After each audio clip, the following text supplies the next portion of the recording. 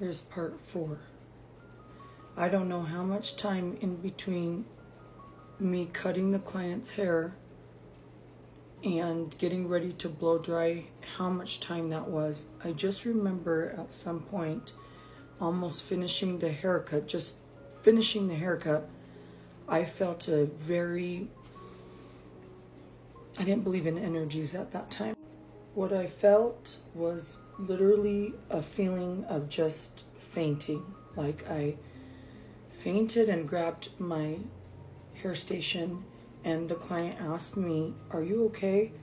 And I told her, like, I'm okay. I'm so sorry. I don't even know what's wrong. I'm letting you know, even after that incident, I never got to do her hair again because I, messed up her hair just because of this overwhelming shooting feeling that I had through my body that literally made me almost faint in the end of her haircut. And I had no idea that was because whatever was unfolding. As soon as my client left, I do not know how, I just had this urge that I needed to go towards my ex's house. I can never tell you what that feeling was. I don't know what that guidance was. I just had this urge suddenly that I need to go there. And so that's what I did. I headed out. I remember driving and just shaking and just having this weird energy just flow through my body, having no idea what it was. And then I suddenly pulled up to the front entrance of the neighborhood, and there were fire trucks everywhere. And I just zoomed into the neighborhood, and they had like a straight road like that with houses on both sides, and his was on this side.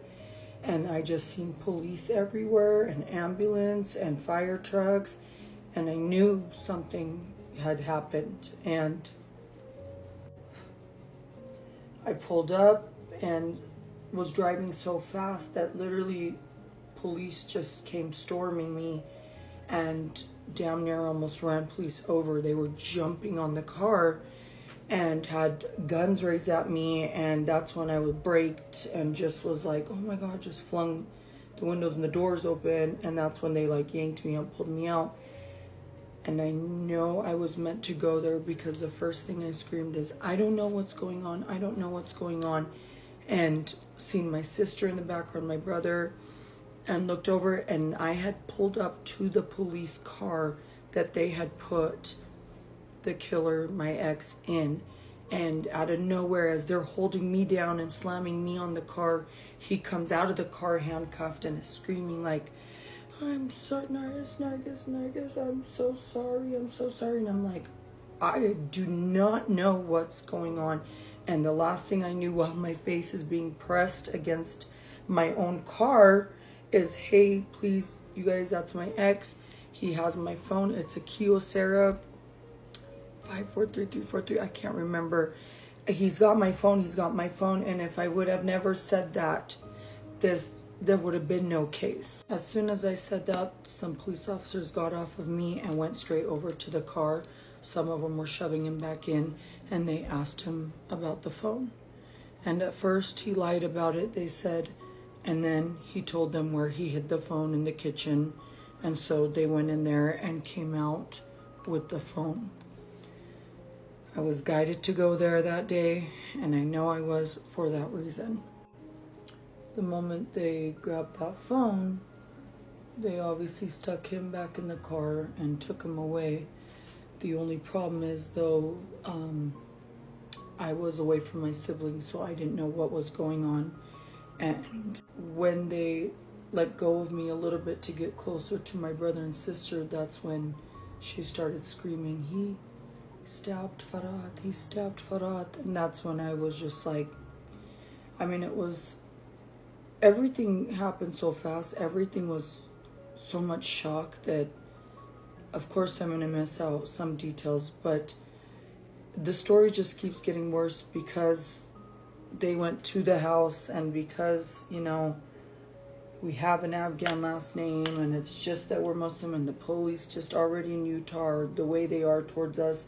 Like, a lot was just happening that maybe wouldn't have happened if it was a white family or an American family, and all around, you know, Dixon family, Johnson family. They separated us siblings. They put us in separate cars and took us to the police station, and we didn't get to sit with each other, and they let that family sit together and gave them time to conspire a whole false narrative, whole false story, which really sucked on our behalf. They separated us siblings. My brother was in one room, my sister in another, her husband in another, but we would be like screaming across the room to each other, and then they would not let us talk, so we had no idea what was going on. We had no idea. For hours we were being interrogated in there, we were being questioned.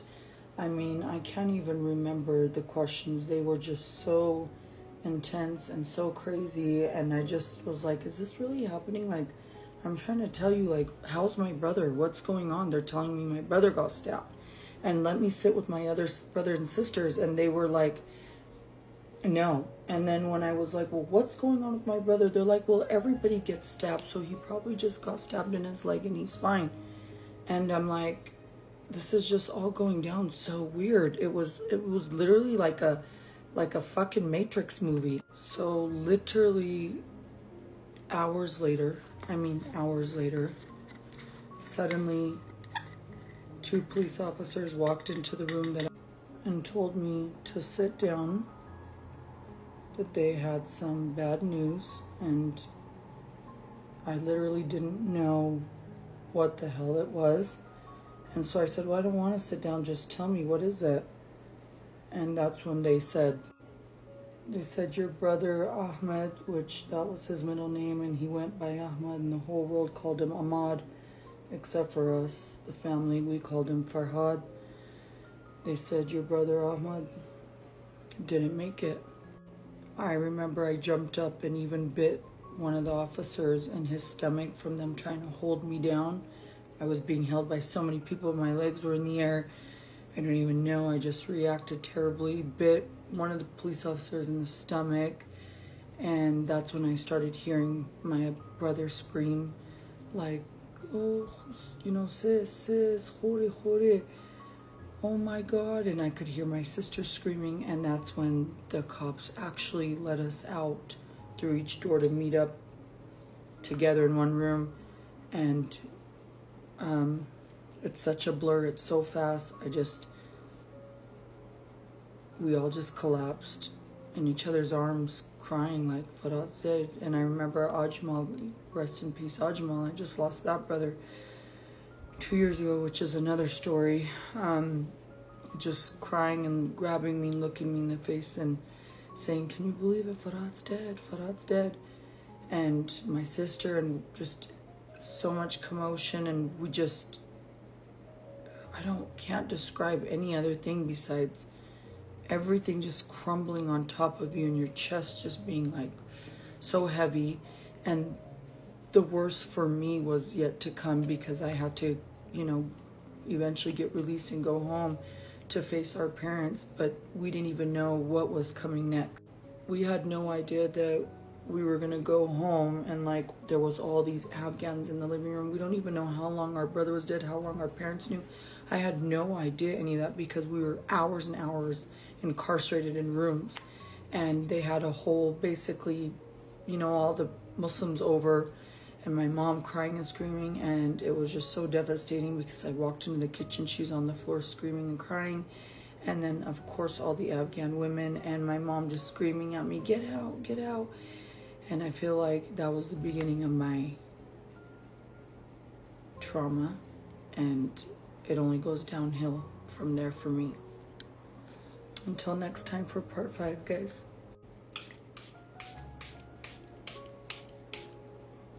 This was super intense and just a lot of emotions, and I chose to share this, so I'm gonna have to deal with it. And then I'll see you guys at part 5, inshallah. Wishing you guys all well, above all.